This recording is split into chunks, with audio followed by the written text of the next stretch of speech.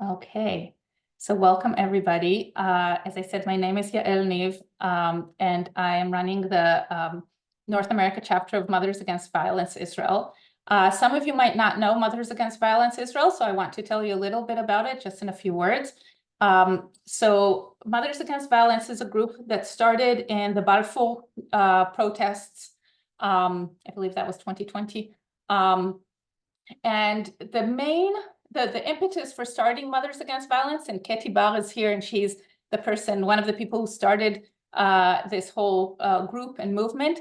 The main impetus was to protect protesters from police violence, so literally violence that was happening in the streets, and the mothers came with their yellow vests and made protected with their own bodies. It made a heights. How do you say heights? Between police and protesters. But from that, and thinking more broadly about violence and the sources of violence, of this police violence and violence in Israel in general, came the realization that violence didn't start in the protests and it didn't end in the protests. In fact, there is a long history of violence in Israel, in the West Bank, in Gaza, as a result of the occupation. And so Mothers Against Violence expanded their kind of mission to fight against, or to try to de-escalate violence everywhere. So Mothers Against Violence are working in the West Bank, in Masafir Yatta, to help mothers and children there, to bring them food. Now, since October 7th, there is a real siege there, and they can't get food and supplies and medicines. And so there are delegations going with food and supplies, working to they have a campaign, we have a campaign to get to end the occupation and to get the Israeli army and our children, the soldiers who are our children, out of the West Bank. And of course, a very big campaign of bringing the hostages back home. So the Yellow Ribbon campaign that's all over Israel started from Mothers Against Violence. And when I say Mothers Against Violence, really I should say motherhood against violence, because not everybody in the mothers is necessarily a woman or a mother to their own children. The idea of Mothers Against Violence is really motherhood as a political stance, as a moral stance of deep care for everybody's children, regardless of whether they're Jewish, Palestinian, Bedouin, whatever you want, and regardless of whether they're still children or they've grown up. They're still someone's child. So that is us. And I want to say also that right now for the Ramadan, Mothers Against Violence are sending delegations every week, every Saturday, actually, there was one yesterday, to Masafir Yatta with big packages of food for families there. There are 230 families who are being supported by Mothers Against Violence. So if you want to donate to that endeavor, we don't have any central funding. Funding is all donations. Keti will put the links to donations. There's a link to donate from the US as a 501c3, so that's through the New Israeli Fund, the New Israel Fund. If you donate through that, it's tax deductible, federal tax deductible in the US. There's also a link to donate via Paybox directly in Israel, if you're in Israel. Okay, so that's us.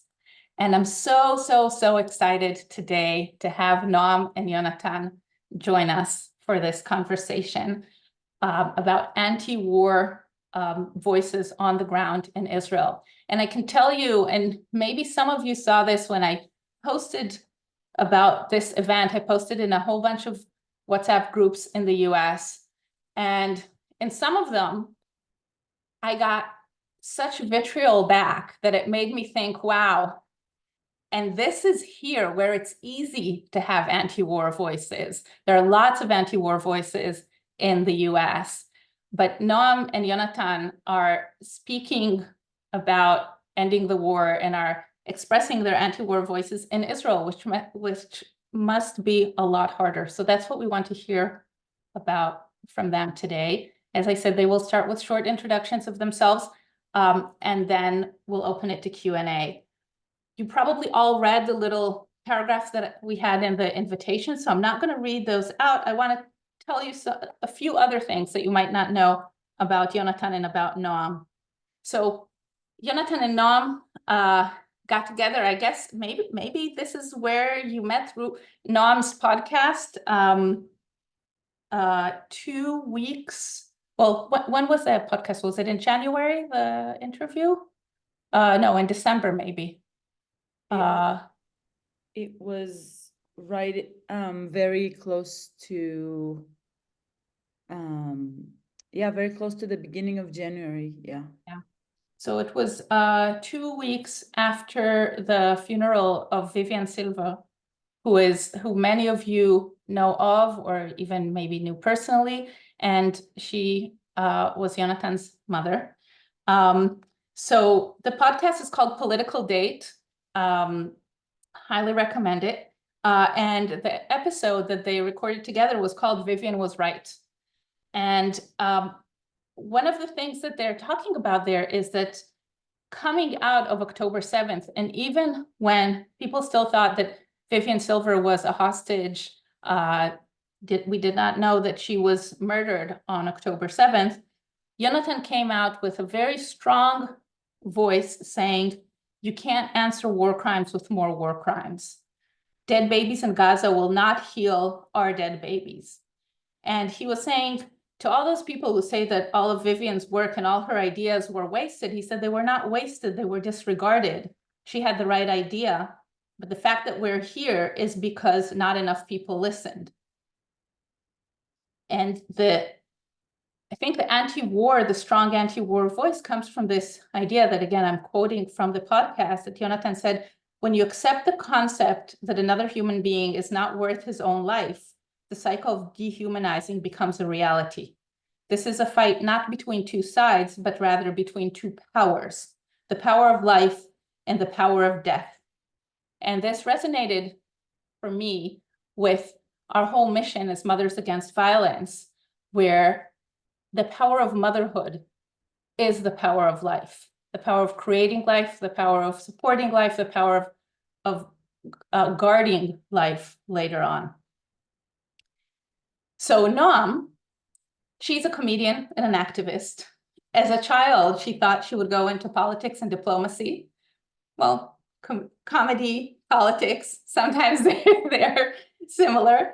And she learned Arabic. She was sometimes mistaken for an Arab. She then studied acting in New York, in the New York Film Academy, so close by to many of us here. And she studied at Brandeis as well, studying both film and international global studies. She even traveled to Rwanda to support women who were raped there and contacted HIV as a result. And I mention this because it's not a strong parallel, but people have been talking about Rwanda as a model for how people can reconcile after bitter wars. So I just thought I would mention that. I see here a request to write the name of the podcast. I will put a link in a bit to the actual episode in the chat. So Yonatan, why don't I'll end here. This is all I wanted to say, and I'll give you the stage.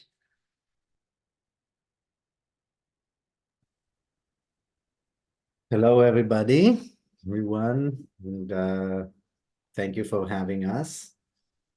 So I'll just introduce myself a bit. I'm 35 years old. I live in Tel Aviv with my partner and 3 kids. And I grew up in Kibbutz Be'eri with my mother and father and brother. My mother Vivian, as was mentioned. And I grew up in a very political house, very political home on the border with Gaza. And it was always there in our minds.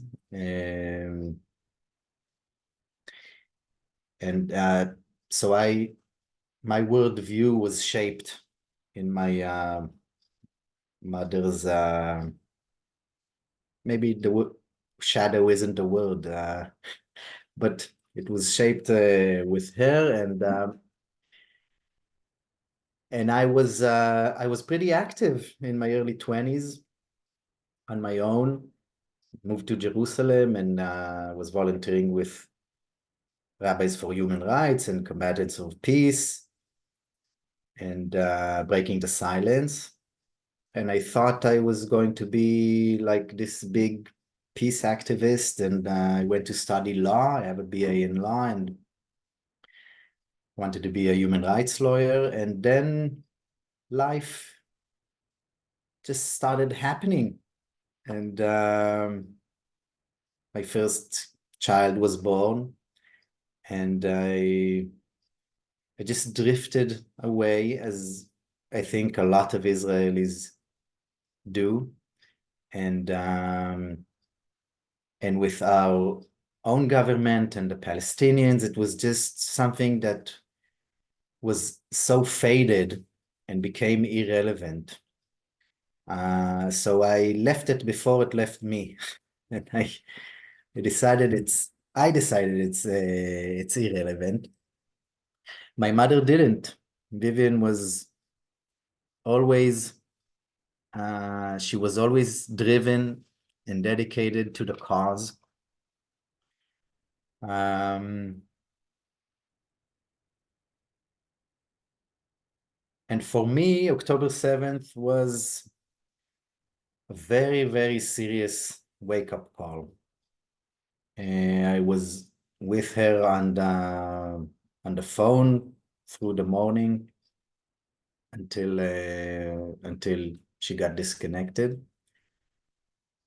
And I just understood that I can't go on clinging to this fantasy of a normal life in a country and a society with occupation and never-ending conflict, that no healthy society can thrive in these conditions. And I decided to stop my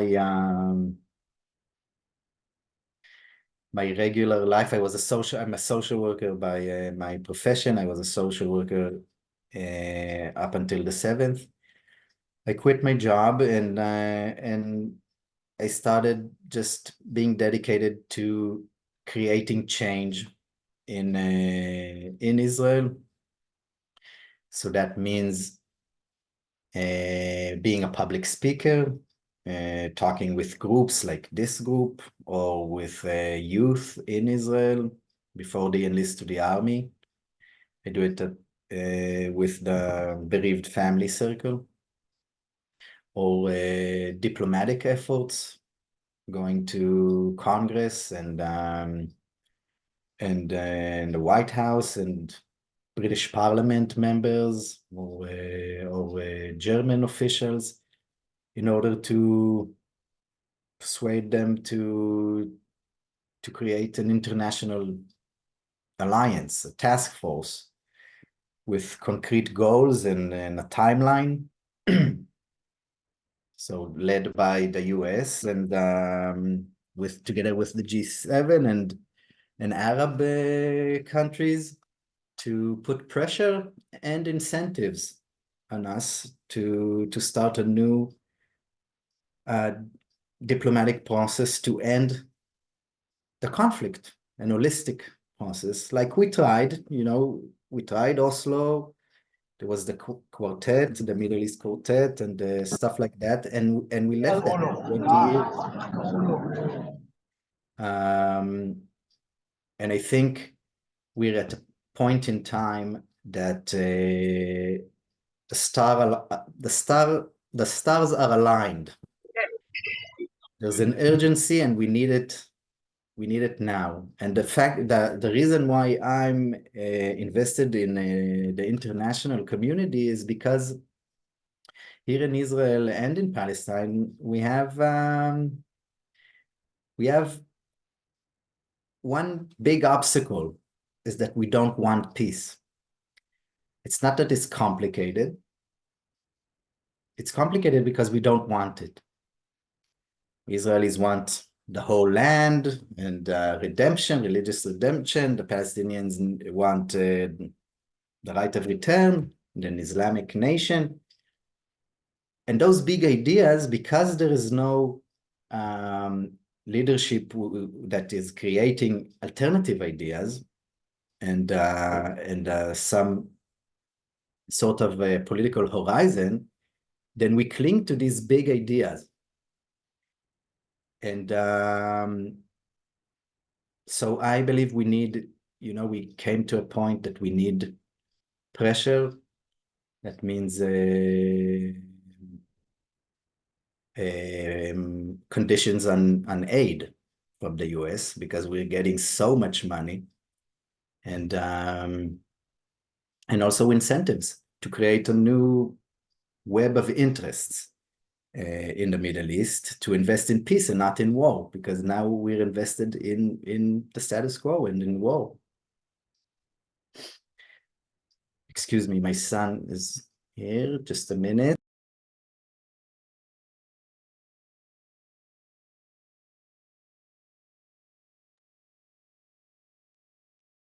For those of you who are in the US and don't know what's happening now in Israel, right now, thousands of people have gone to protest in Jerusalem in front of the Knesset. So we're kind of part of that protest movement is us right now here today. I don't know how many thousands are there, but the idea is for them to stay there for 4 days, I think, ideally until the government disbands.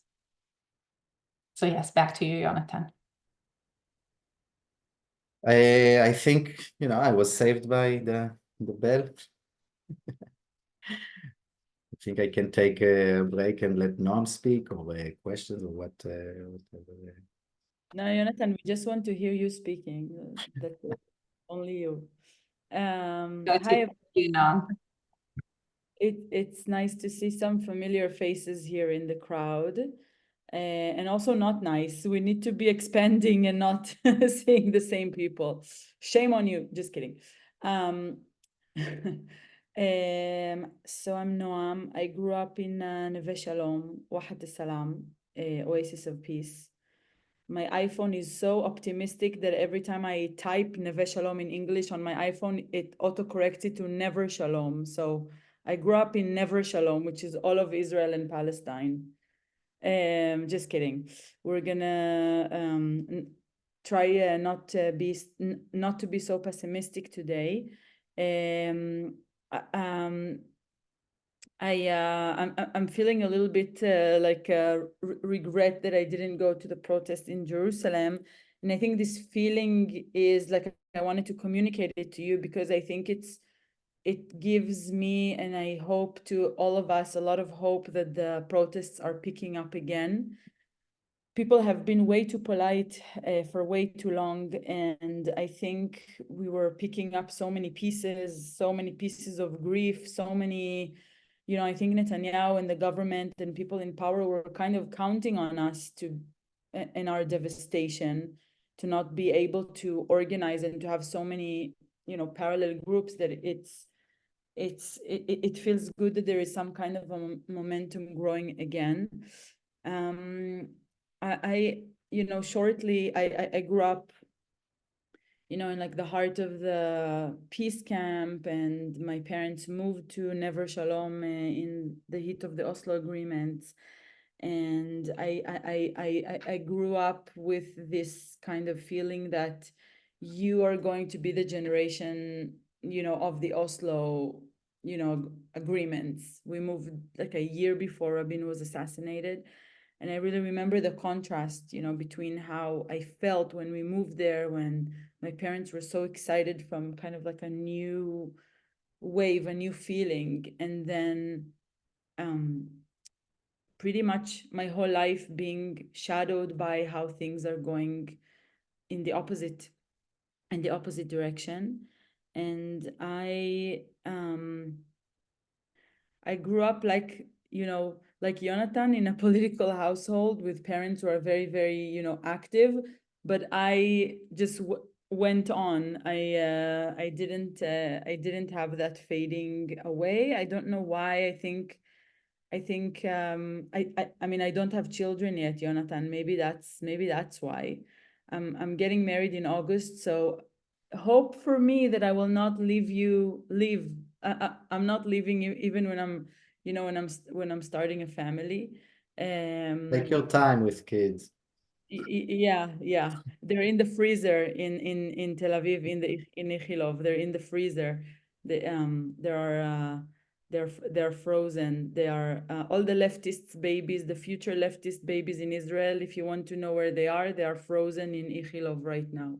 Anyways, you invited a comedian, Yael, I'm sorry. So after many years of of activism, and when I say activism, it's not really just participating in peace stuff and justice stuff and protesting. I really, growing up the way I grew up, it was the Palestinian identity kind of became also a dual identity to me. It was really growing up with both narratives, and I speak Arabic fluently. And so I didn't look at it really, I think, growing up as activism, as something external. It really became like a DNA kind of factor in my being. My father, in the first Intifada, my first memories of him were him going as part of the Yesh Gvul movement when I was a child, and he was a refusnik for reserve military draft, and so the household was very political, and my parents also moved to Neve Shalom, not from polite reasons, but really to kind of raise us into an alternative that hopefully, we would have been able to implement it. So right now, kind of dealing with the fact that it's going to be such a long-term, race, and it is, I mean, it feels like we've gone backwards so many steps, and really trying to gather every single crumb of hope and every single crumb of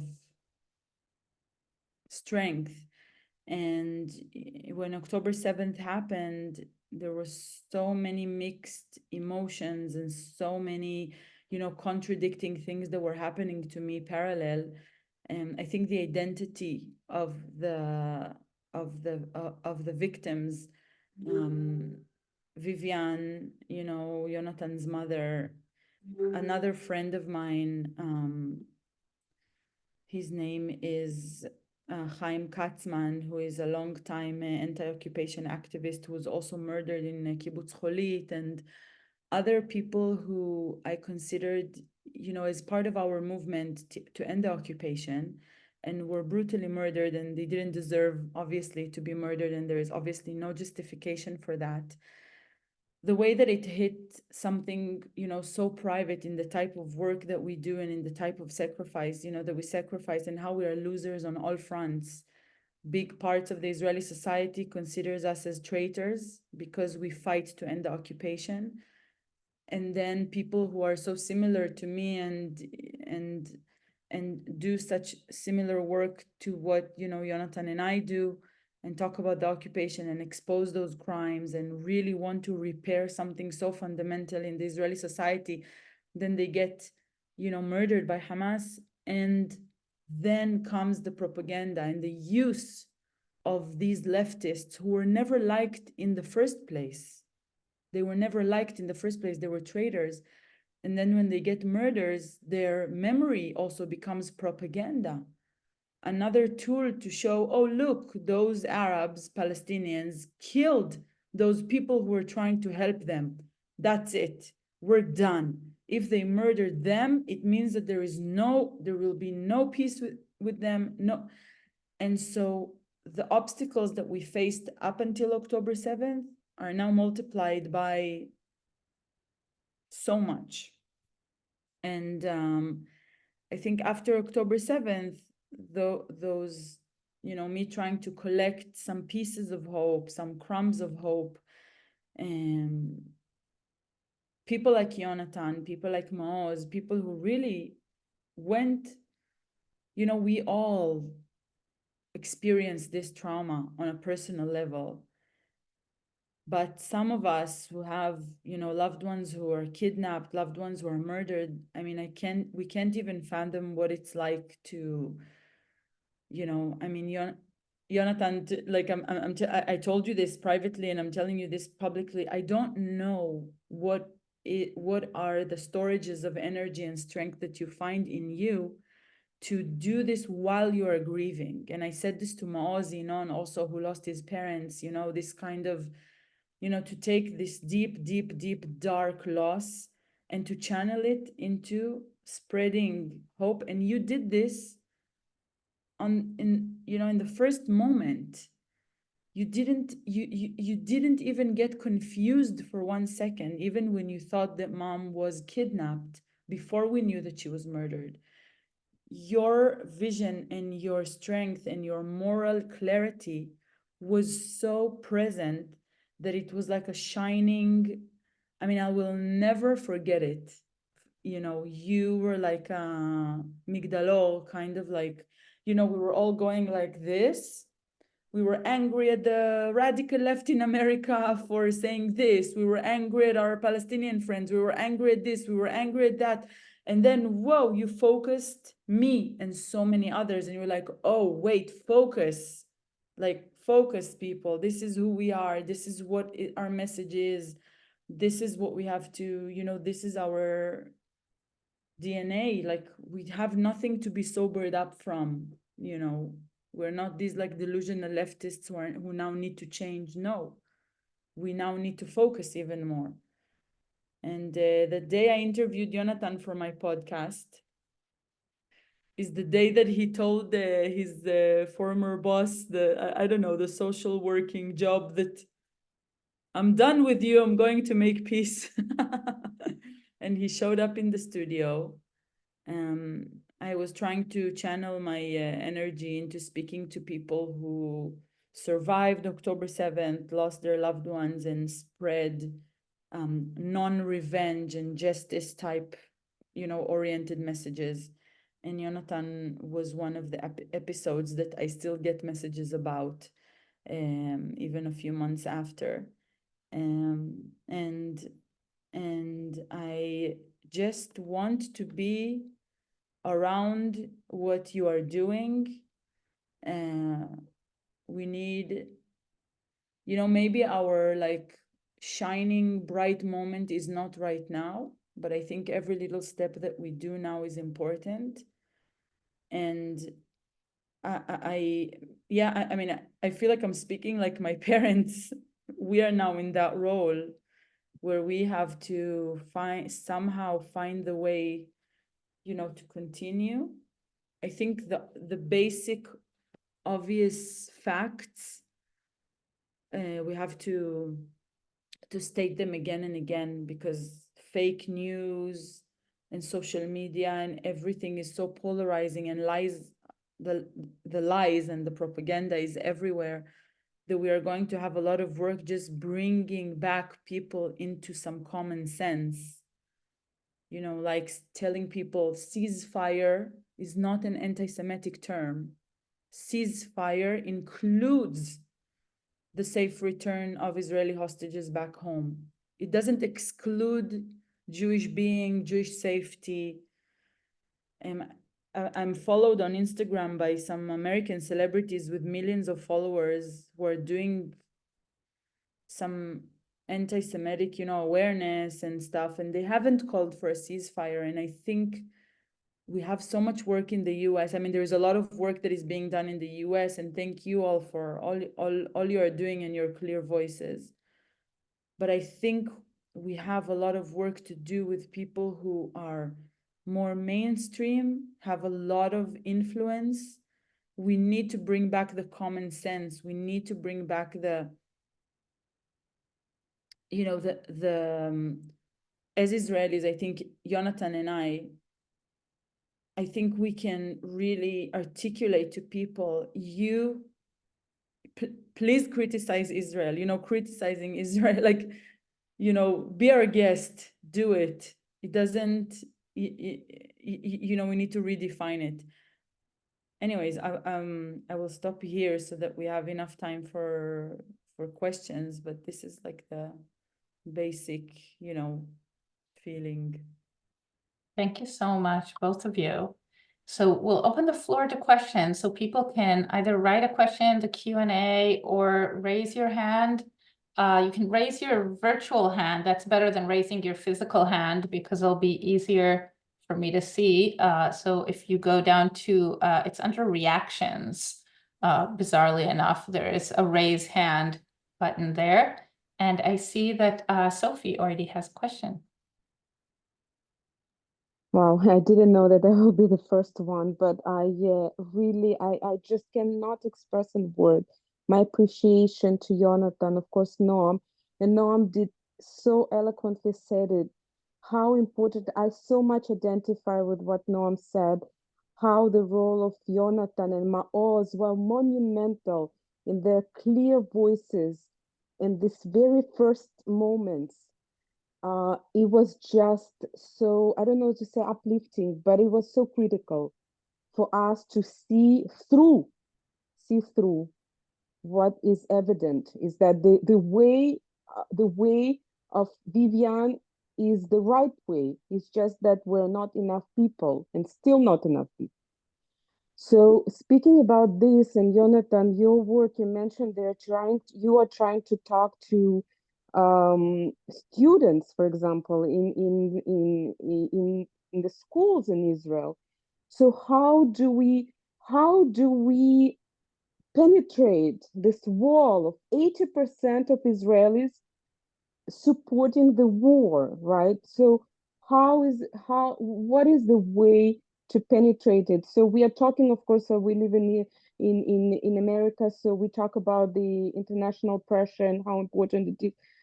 Do you believe that it will be possible for Israelis themselves to finally understand what's going on, that they're in this cycle and that it's detrimental, that it's impossible to maintain, and it must be broken, the cycle of violence?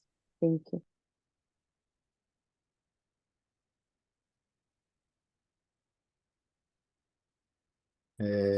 Hi.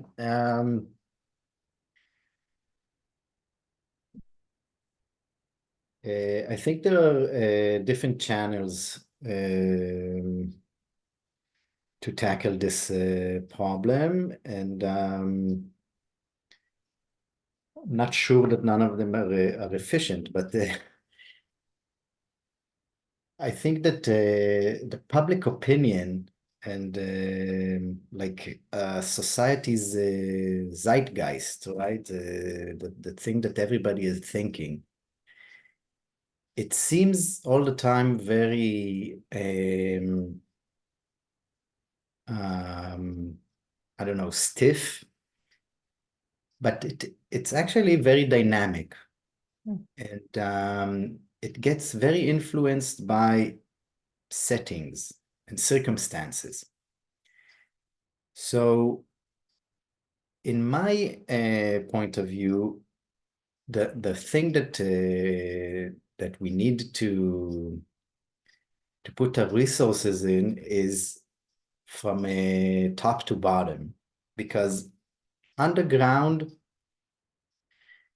there's a lot of organizations doing the work, a lot of people who are speaking, but we can't compete with an entire educational system, right, on both sides.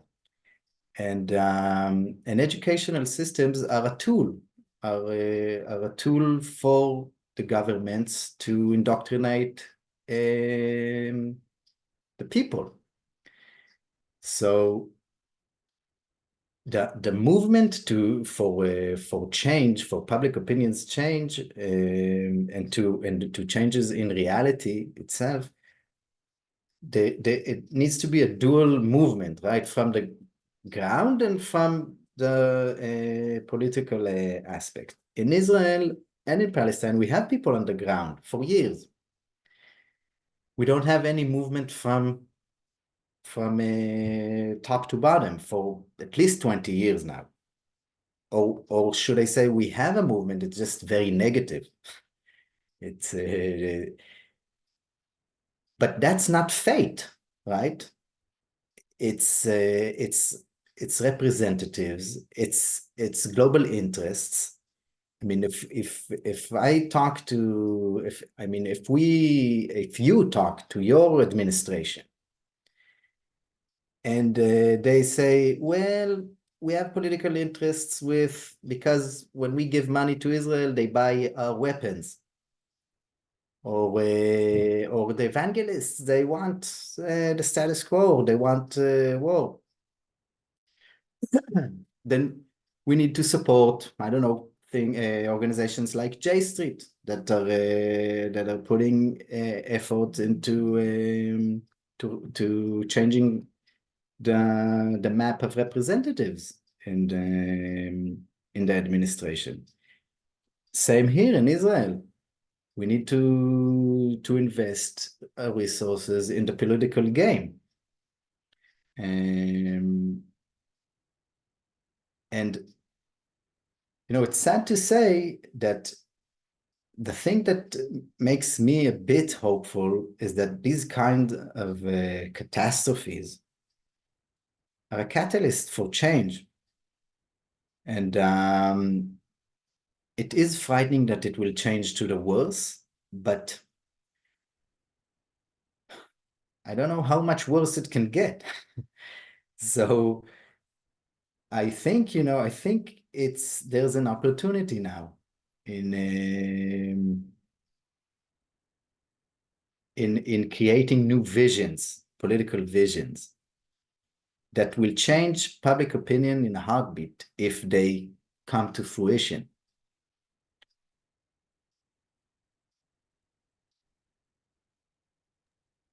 Just to say that speaking about J Street, I met Vivian on J Street in December 2022, but this is on the side. Noam, do you want to add anything to that? I think let's hear more so that we can have a chance to hear from more. Sure. There was a question in the chat. How large is the anti-draft movement, and how does local media in Israel cover the cases of young people refusing to enlist? And recently, there have been a few of these. And also, how can we understand why ordinary Israeli audience doesn't follow the news from mainstream media in Gaza? Is it because of the language barrier or trust, or some other reason for this complete divide on the news that people consume? I can say that, we're talking about the anti-draft, not the ultra-Orthodox one, right? The refuseniks, very, very small. I remember when my dad used to, in the first Intifada, there were hundreds of refuseniks. I have a whole suitcase of letters that my dad used to get, like support letters. Half of them were letters from other activists who are strengthening him, and the other half were my aunties yelling at him to come back home because my mom was pregnant. And so so today there are a handful, maybe, Yonatan, do you know, like very few cases. And internationally, they get a lot of media coverage. And then in Israel, I think this is the time to say that the media fully participates in this propaganda brainwashing machine that Israelis are going through. The fact that there is a debate if we are starving the people of Gaza or not on Israeli media is participating in lies and propaganda to feed the Israeli people. It's not a debate if we are starving the people of Gaza. Human rights experts and facts on the ground show that we are indeed collectively punishing and starving the people of Gaza. The media here is taking a full-on, participator bias role in just not doing journalism, not showing facts, not being a real critical voice. And it's a huge stain, I think, that will stay with us for many, many years. Why Israelis are not, there are many, I think there are many answers to that. I think a lot of people are displaced from their homes in the north, in the south. A lot of people lost their friends. A lot of people don't have the capacity. A lot of people have been serving, for months, and they are experiencing, trauma and family, they're torn from their family. They don't have the capacity. I know this for my cousins. They're telling me, I know that horrible things are happening to people in Gaza, but I don't have any capacity to pay attention for this. And if the media is not doing its job here to provide this information, my cousin, who's taking care of 3 little kids because her husband is serving, she's not gonna go to Middle East Eye and to Al Jazeera and look for, it's not like the mainstream Israeli person will not do that. And so we have a huge gap. It's a combination of many things. It's people are incapable of soaking in this information, and this information is unavailable to them. And it's hard to create room for compassion in your heart right now because we are so consumed by what happened on October 7th. And, it is, I mean, I don't want to speak for people, but people make up reasons for them to feel more comfortable in life, to say that none of this should have happened. They brought this misery upon themselves. This is not something that we intend on doing. We can make up a million, stories for ourselves to, why. And so it's just, I mean, I grew up on the story that when Sharon was commanding on the Sabra and Shatila massacres in the refugee camps in Lebanon, there were 400,000 people in Tel Aviv protesting against these massacres. It is called the 400,000 protests. There were 400,000 people in the streets. Now, the people who are in the street now protesting against Netanyahu and demanding a hostage deal, I can't tell you how many percentage of them are in the street because they also would like to stop the aggression on the people of Gaza. I'm sad to say this, but I don't think this is why they are in the street. And I think this has been one of our main struggles, even a year and a half ago when we started the protests to block the judicial reform. And we were saying, you have to talk about the Palestinians, the occupation, this is the heart of all of it. No, it's not the time. You're making this unpopular for people to join us. Don't talk about it now. So when is a good time to talk about it? And even now, it's not a good time to talk about it. And we've killed 12,000 kids in Gaza. And so when, it's all very frustrating, very, very frustrating.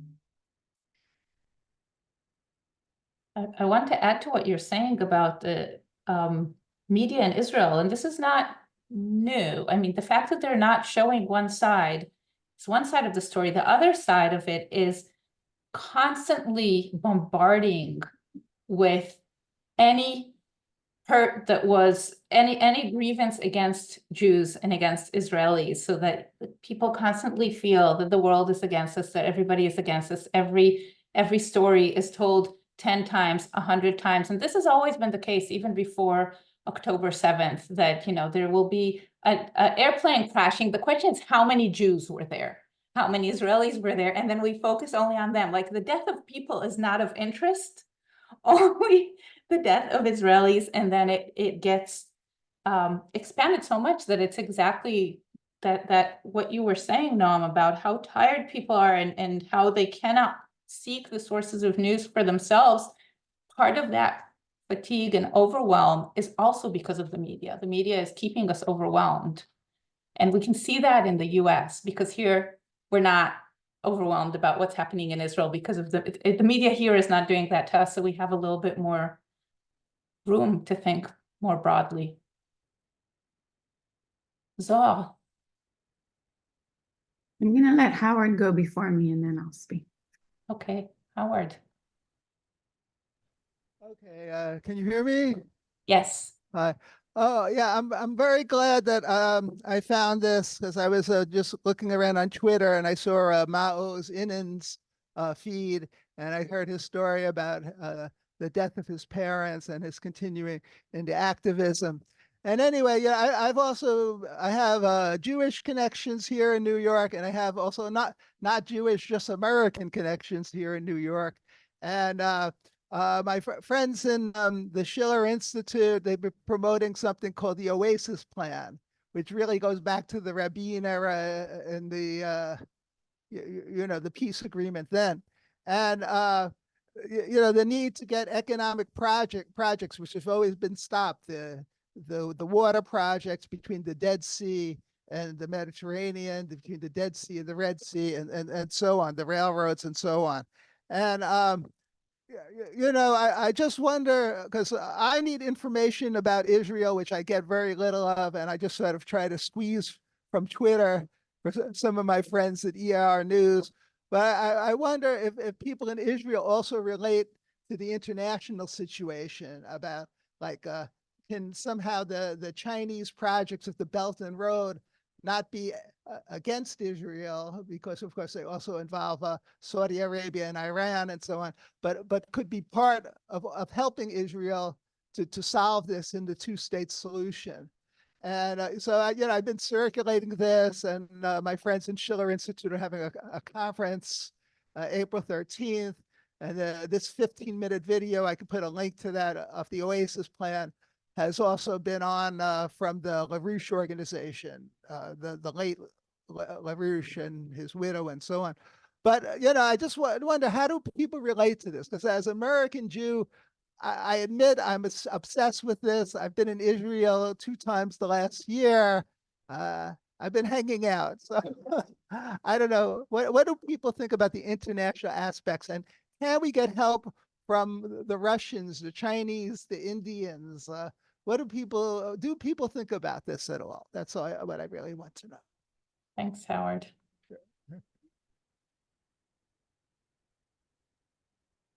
No.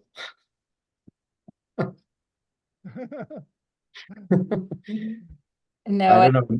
Maybe some economical experts are thinking about it, and but it's not at all a part of the discourse, public discourse, and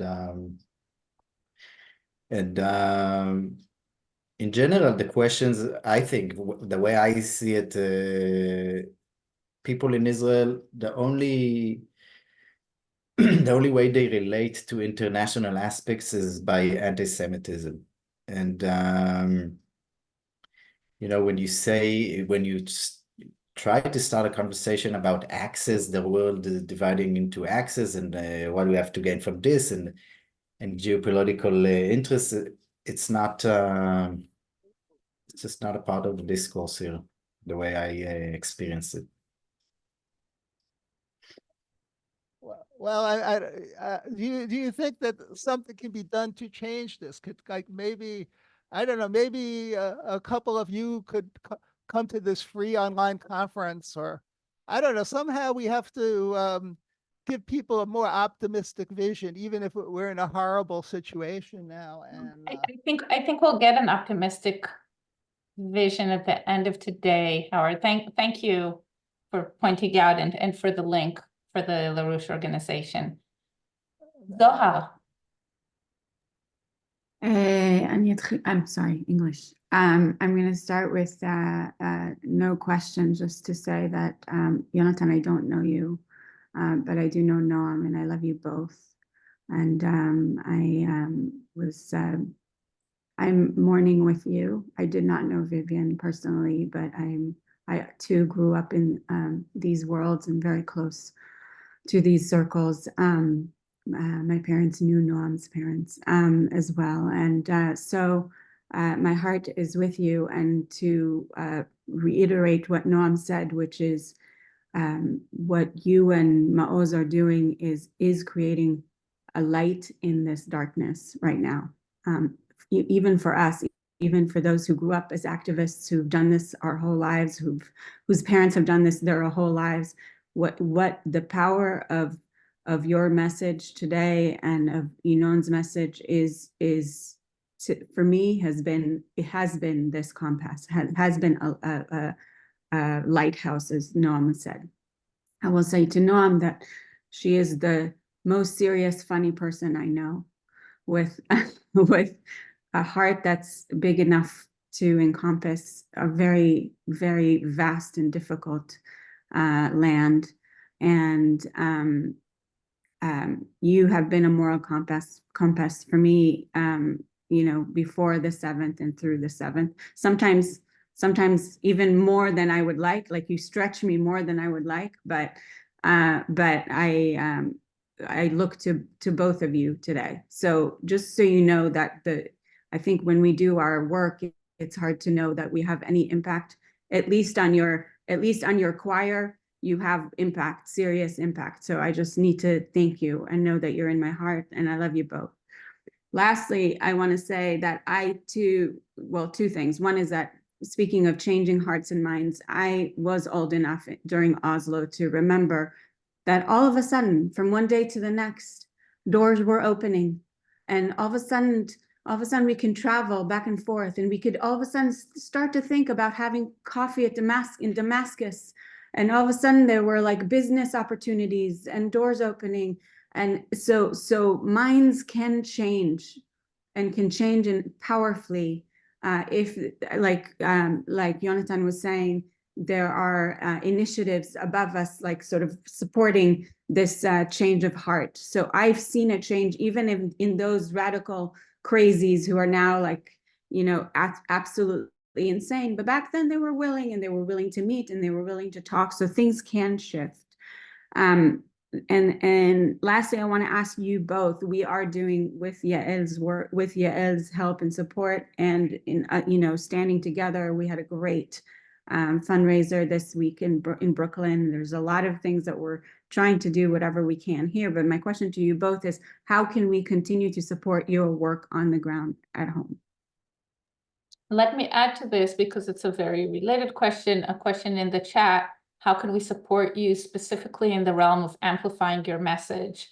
And what do you feel is currently 6 months in the most important emergent message you want the world to hear?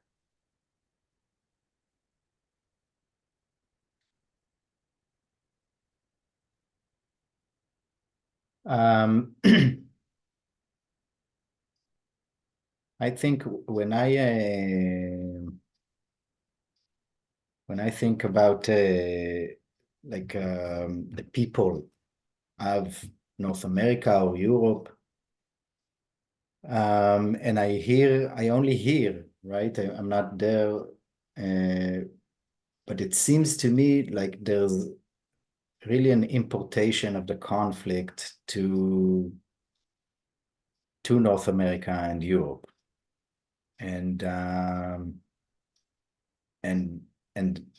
polarization. And I would really want to see, instead of importing the conflict, exporting solutions to Israel. And first, I think the first step in that is to creating stronger, in the past we called it interfaith, right? Like Muslims and Jews in North America working together and marching together for peace, and not pro-Israel or pro-Palestine.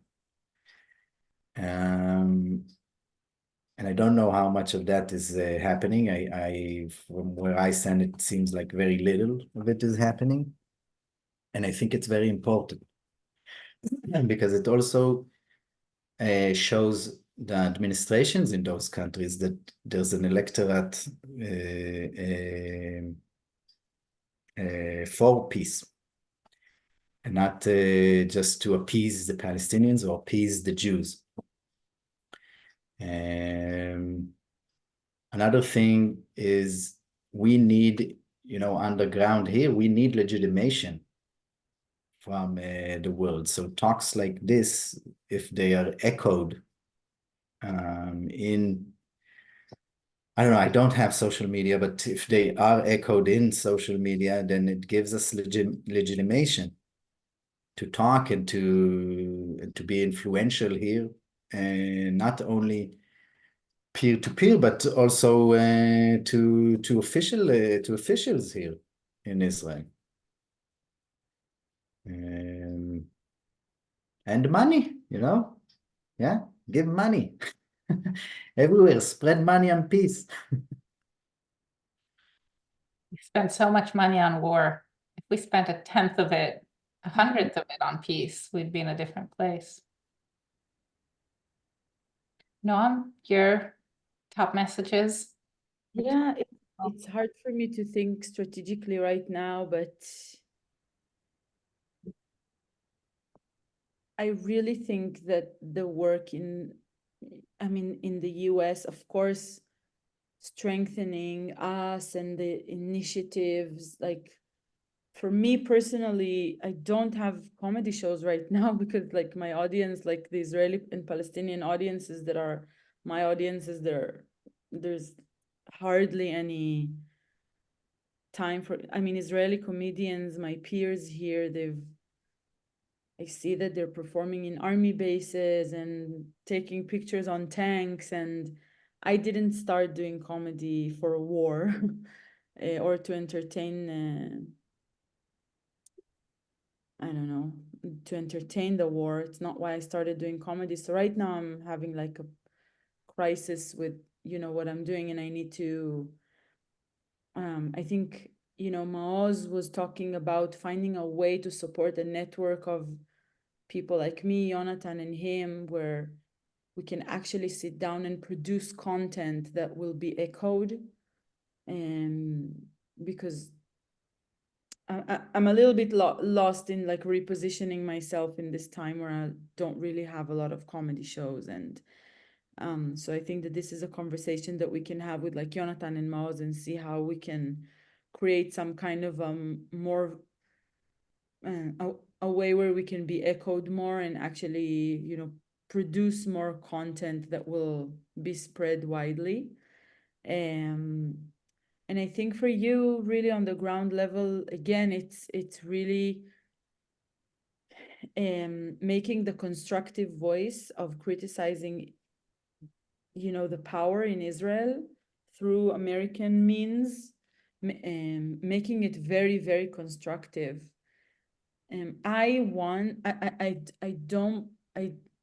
What happened on October 7th was so devastating. I am a nonviolent person. I don't believe, that violence is never a solution. I just don't want Israel and Israelis to pay the price through violence. I think we need to find ways where internationally the people here, the system here, the power here understands that this is not sustainable and this cannot go on. And if it has to come through some kind of an external pressure where the people in Israel understand this is not sustainable, the governments are not really taking care of us, peace, justice agreements, just like, the hostage case, it's like a micro case for the bigger picture.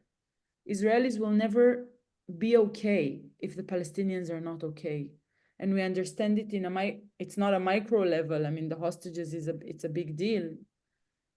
The fate of Palestinians in Gaza, of Palestinians in general, is the fate of the Israeli hostages. You cannot separate the two. You cannot separate. Whatever we wish the Palestinians, we wish upon ourselves. Whatever happens to Palestinians will be allowed to happen to us as well. The more that there can be pressure created so that more public in Israel understands it, I think it will be hard.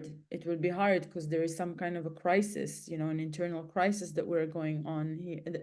that is going on here. You know, it's hard for Israelis to listen to criticism. Like Yonatan said, immediately it's translated into "you're anti-Semitic." We didn't do anything. We are hated. We are outcast. But I think that there are ways. If we go to elections, there is a more moderate government. The discourse with the United States is different. The give and take is different. We understand that the status quo is not serving us. You know, so it's just a lot of factors and a lot of things that we need to, you know, continue to work on.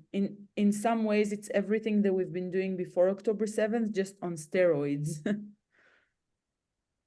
What an amazing way to think about this, to realize that the hostage situation is exactly like bringing to the extreme this idea that, you know, if we starve them, we are starving our hostages too. If disease becomes widespread in Gaza, it's so close. It won't stop at the border. That disease will enter into Israel. And how do we bring that message of we're intertwined? Even if we think we can separate, we can't. It's a really strong message. And I'm thinking that the two of you both told a story of growing up with both narratives, and that's such a rare story actually in Israel. Maybe not as rare as I think, but I grew up in Rehovot, like never seeing a Palestinian at all, as if like that just doesn't exist. I definitely did not grow up with both narratives. And I'm wondering if you can give us a picture of who is listening to your voices now in Israel? Like how is this pro-peace stance received in the middle of Sheket Yorim, you know, that it's a war, so you can't say anything about peace. And maybe if you can draw for us, just so we feel the motion of it, do you feel like there's a timeline that, you know, maybe like right after October 7th, nobody could hear any of this, but it has changed a little bit over time? Are more people listening? Are more of these voices being expressed? Because here in the US, polls show, Skarim show that majority of at least Democratic voters are pro-peace. They want to end, they think that the war should be ended, that we do need a ceasefire, et cetera, et cetera. So here it's a common view. But what's going on in Israel? Can you give us a picture of that? Yonatan, do you know, I mean, I think there was like the recent poll showed like, I think 58% of Israelis would be for a deal, like a hostage deal. I think this is the recent one I read, but I'm not entirely sure. I don't think that a hostile deal means for the people who answer means a ceasefire. I think there's like a very weird differentiation between like we think we can continue war while receiving the hostages and being secure. Like it's a separate thing.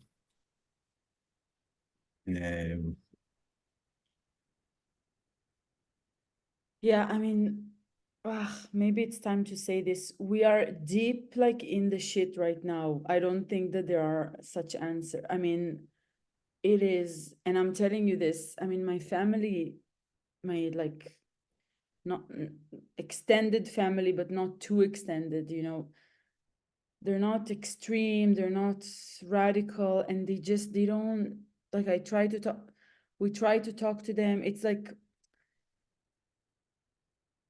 Israelis are very disconnected from what's happening outside. We are in this right now, and it is very, very, very hard. I don't know. I mean, I have Palestinian friends, so many Palestinian friends who have families in Gaza. I don't know how they go through the day. I really don't know how they I mean, Palestinian citizens in Israel are literally like on mute, as you know, and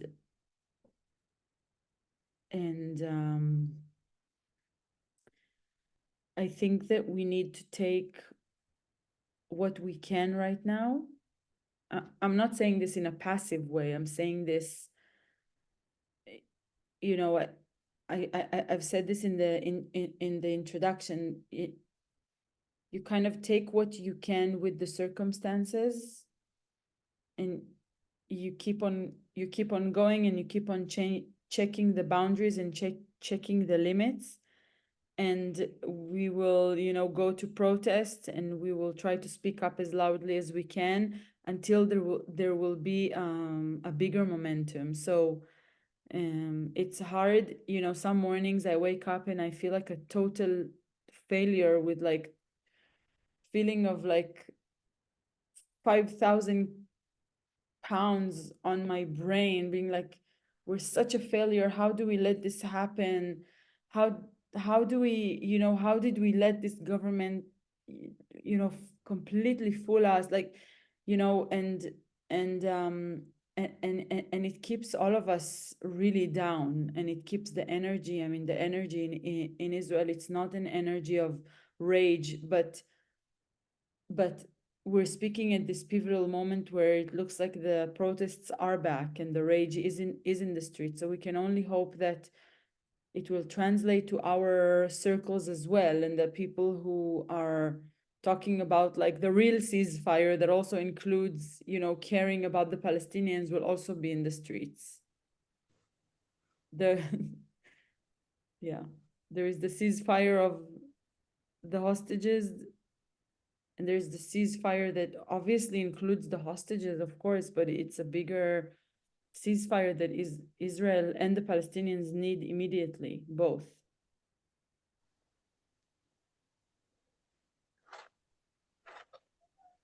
I do see a sort of energy in the right direction. I mean, standing together couldn't get 2,000 or more people to a demonstration before October 7th. And new movements, you know, small organizations are sprouting, and I think there is a surge of energy in the left. Because of this urgency, and because of this feeling that it's done, we can't go on. I was, you know, yesterday I was invited to an event by the city of Tel Aviv to talk in the city museum. And I don't think they would have invited me or someone like me, a peace activist, before. It's both sides, you know, the right and the left are energized now. Maybe not at 10:15 at night. But I can relate, you know, I can relate personally to waking up and feeling discouraged, like Noam said, and to feeling like it's not enough, and what are we doing, and it's not working, and but when I look, when I take a step back, I think we are in a point of time of change, and that it's brewing. And it's too bad, you know, it's too bad for the dead that it's not brewing fast enough. Yeah. Yeah. I saw the zone of interest I don't know, a week ago.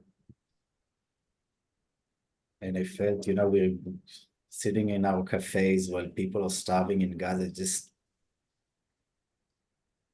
It's really discouraging, but atrocities are a part of the human condition. And we have to continue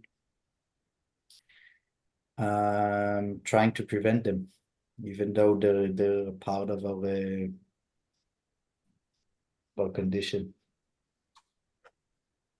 Well, thank you two so much, and for everybody who came here today. I think, Noam, you're saying you might feel like a total failure, but I wanted to say that you, both of you, your voices, you are our hope. You give us hope. You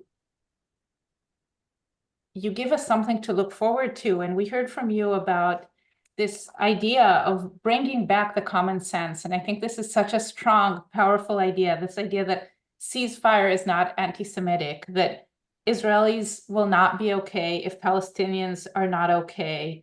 And the hope that public opinion, it might seem rigid, but actually it's quite dynamic. And we can't look at what's happening right now and say it's hopeless. There is a lot of movement, there is a lot of change, and we need a lot more change.